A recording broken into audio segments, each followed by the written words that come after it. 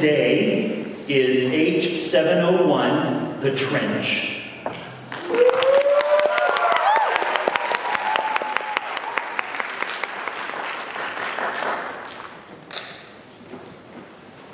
And it's go, boys, go. They'll time your every breath. And every day you're in this place, it's 2 days nearer death. But to go.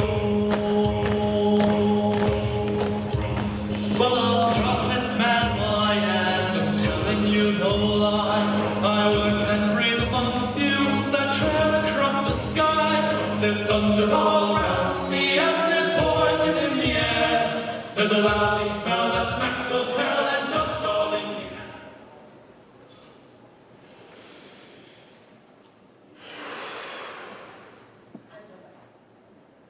In long time past, but not to be forgot, a battle raged across our fragile earth.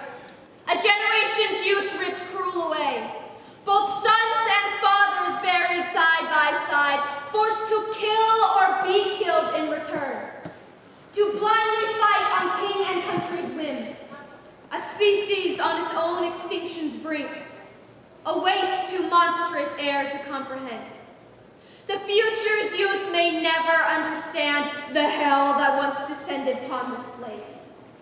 They can but swear to honor fallen men and pray that such horrors never come again.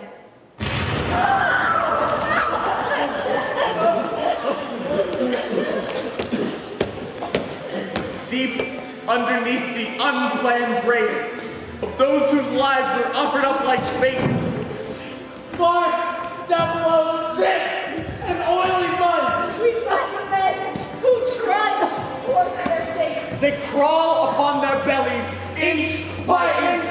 They scrape the clay and breathe the stale air. They listen out for sounds from other men. Who seek to find them out and trap them there. Each moment living with the heavy fact that where they lie may yet become their graves. As earth and weight And tragic circumstance. does heavy from above upon them weigh. Down here we find a man, Herbert his name, who half his life was spent beneath the earth. A miner, born and bred through fathers past. Now finds himself beneath a field in France to dig out holes beneath the enemy's feet. And lay the charges sent down from on high. Who deemed death from above was not enough. And seek out other ways to kill young men. A simple man with simple tastes, you see, who once not dreamt of shirking from his fate. 3 times he volunteered, but was refused. As doctors claimed his heart had not the strength to cope with all the stress that lay ahead. But seeing men much younger than himself all shipped to foreign fields and left to die, he felt the burden of his country's call. And could not rest until he played his part. And so he persevered until the day when stock of younger blood was running low. And he was offered up his chance to die, to help his country deal another blow. So off he went, with noble, brave intent, to serve his king and country with a smile. But as each day of war was cruelly scratched into his consciousness like many scars, His sense of life began to ebb away. Fresh horrors witnessed each and every day. eyes for eyes and teeth for teeth exchanged.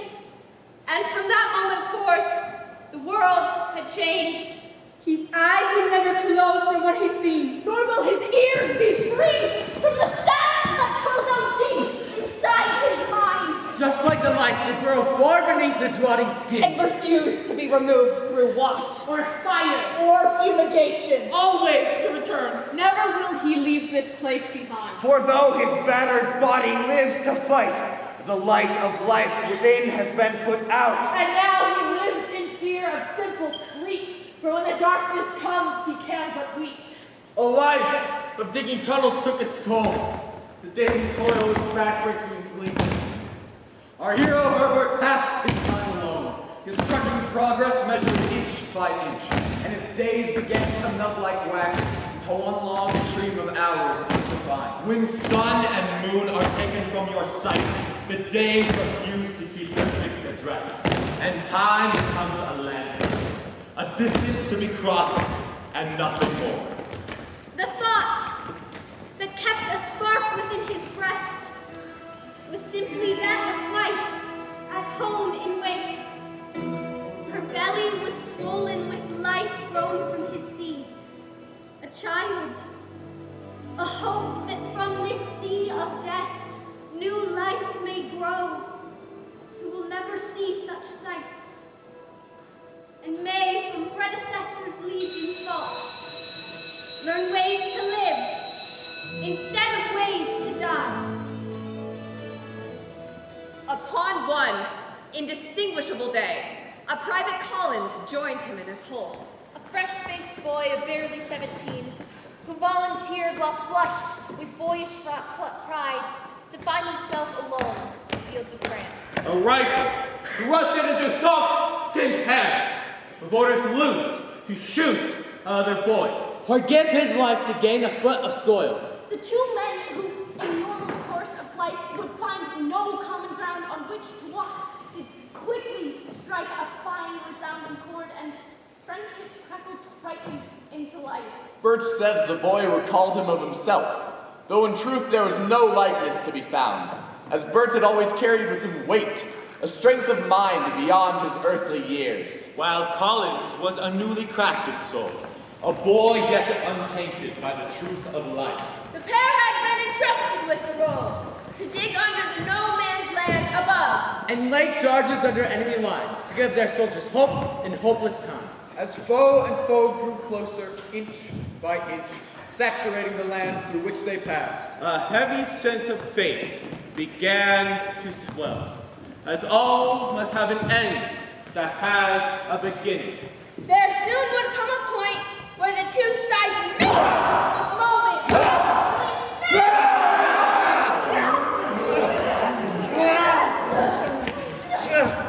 And in that moment, time comes undone.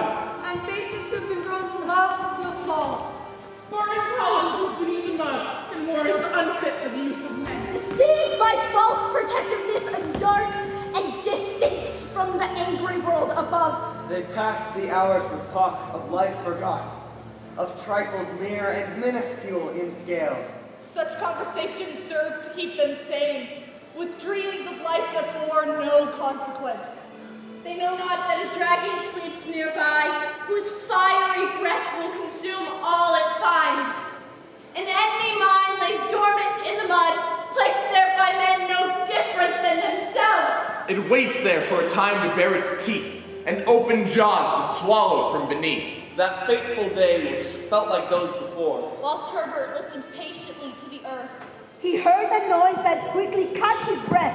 and chilled the very blood inside his veins. Through mud and slime, The noise began to reach of enemy footsteps moving in retreat. He knew this movement, sadly, all too well. As chaos always follows swift behind. collecting guns, he knew he must escape. He turned towards the tunnel's open mouth. But through the dark, with swift approach, the body of young Collins. His eyes were wide, His mouth stretched to a grin. And in his youthful grip, an envelope. It's news from home, he cried with bubbling glee. The baby must have come. Quick, look and see. Without a thought, Bert grabbed the envelope and swiftly tore the letter from within. But as his eyes scanned through the written words, Bert felt a pain begin to grip his heart. His breath was choked as from the page he read the news, laid out in unfamiliar hands. His dearest wife, in act of giving birth, had suffered complications most severe. Loss of blood preceded loss of life, and loss of both things he held most dear.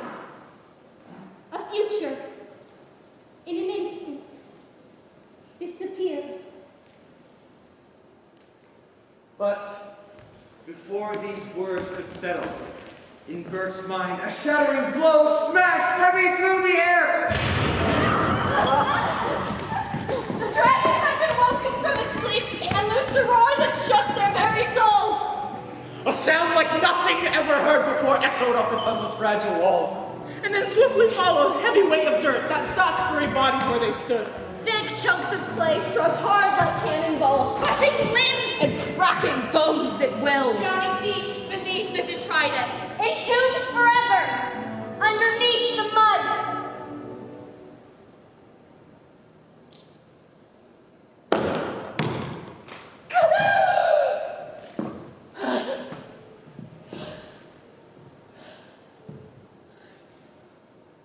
At first, survival instincts act alone, and checks are made to see what's still intact. Each leg and arm and finger move in turn. Then skin is traced for open rips and tears, and source of any hot blood tightly bound. The blackness that surrounds is thick and full, and not a crack of light finds its way in.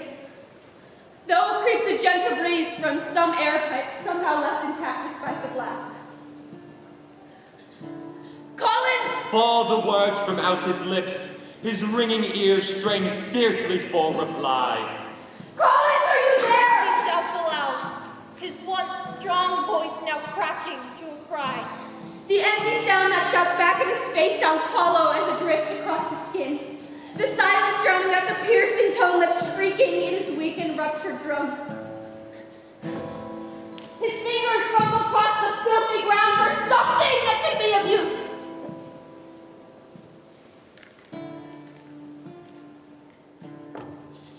Instead, they land upon an envelope. And recollection of the last words read. As piece by piece a clarity returns, and with it desperate thoughts like bullets hit. He wishes from his soul that he had died and not survived to let such hellish news be recalled in his mind a second time. A fresh bereavement hits his heart once more, and now he thinks that this darkness must be hell.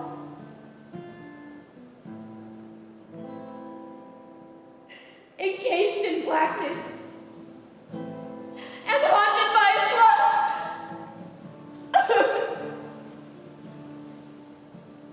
Sound from out his guts rings through the air. The cry of wounded creature, bleak and torn. While boiling tears fall heavy from his eyes, sobs shake hard as if blows upon his ribs. In that one moment, everything is gone, and to the covered heavens he does cry for answers to this godless misery. The word that sticks upon his lips is why. And there and then he offers up his soul as payment in return for others lost. A plea for remedy to poison drunk. A promise to agree at any cost. And lo, these fever prayers don't go unheard, for through the darkness comes a rasping voice. The click of hooves approaches slow. The shadow of a creature stoops in sight. And peeling open sore and salty eyes, a frantic bird takes grip upon himself and stares into the murky dark ahead. Afire with fear and hope in equal parts. I can help you find the thing you seek. The creature speaks with steady tone in the eye. But as with every other thing in life, know with all that's taken comes a price. For it eyes the creature, humped and cloven-hooved. Its eyes shine like puddles in the mud. And all his fear falls from his weary bones. And crawling to his feet, he calmly says, "There is no cost more great than that I've paid." The creature nods and flickers with a smile. Then offer help I shall, but first this know, the path ahead will not be straight to walk. 3 trials you must face along the way, to prove that you possess the heart and worth. The words collect heavily from the creature's throat, like bark shards flaking from an ancient tree. Its skin like hides of gargoyles long forgot, all stitched and stretched to hide its crooked bones. The first trial to pass across an open field that lies atop a sharp and thorny ridge. Your pace must never pass beyond a walk, no matter what the fear within your heart. And final word to keep you on your journey, only look ahead. And with that, the thing withdraws into the dark.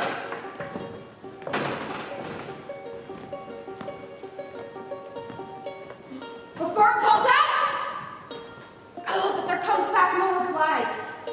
He scrambles to the floor to find his lamp, but when he turns it on, the beast is gone.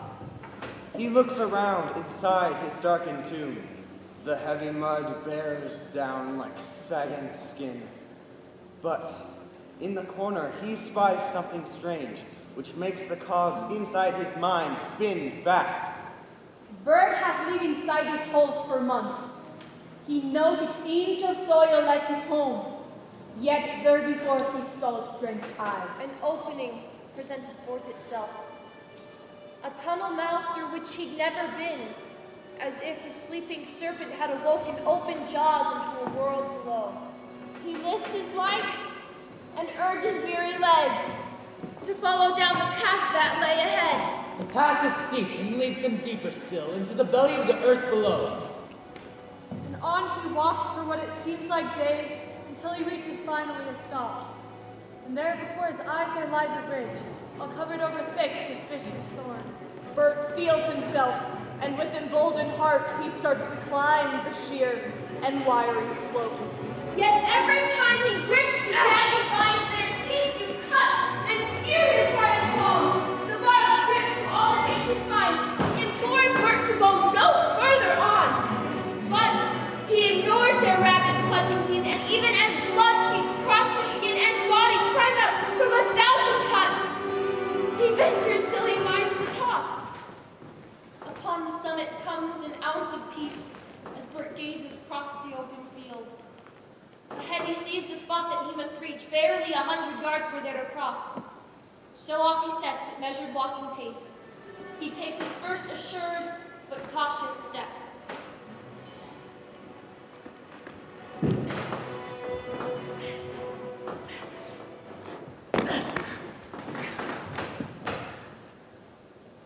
When boot touched ground, the feeling met was strange. Its texture soft and giving more than most, but brittler than one understand it seemed, like hardened shells of eggs and pasted cloth. Yet, further forward steps he takes, and with the words that ring inside his ears, his eyes, as told, stay firmly fixed ahead, not one sneaking adrift to peer below. But as he finds the center of the field, an awful sound to start to prick his ears. Like groans collective seeping from the souls of lost folk, now awakened from cold sleep. And with each step his boots do heavy grow, as ground below begins to snap and burst, a sinking feeling rising in his chest. The old familiar stench crawls down his throat. One final step he takes before he feels a desperate grip that curls around his leg. The feel of human fingers clutching hold. The helpless plea of men when left for dead. And nothing then can stop the instinct fierce as eyes drop down to look below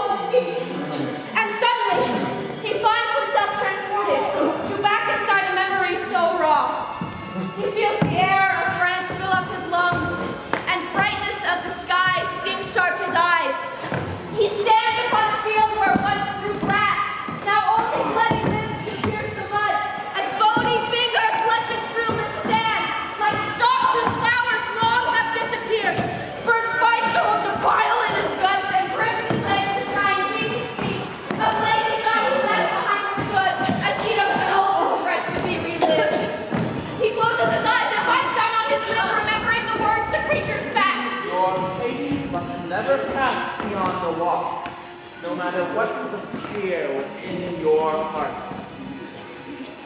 He wanders slowly. Heavy boots all caked and soddened as they break the earth below. Like virgin snow it crunches underfoot, as youth and dreams and loves are crushed beneath. He walks on at a measured pace, his fear paralyzed underneath the weight of lead that fills the air and noise that fills his head. On and on he walks, no end in sight. The sound of air expelled from lungs surrounds. The smell of flesh that bursts and burns confounds. The flecks of blood and brain and bone that land upon his skin like snowflakes hot with life. That was once full of possibility, but now just serves to fertilize the land. Too many ghosts to haunt this empty place. Bert breathes down to his boots and eyes ahead. He ushers forth each strong strength he has, and step by step, he finds the field's edge.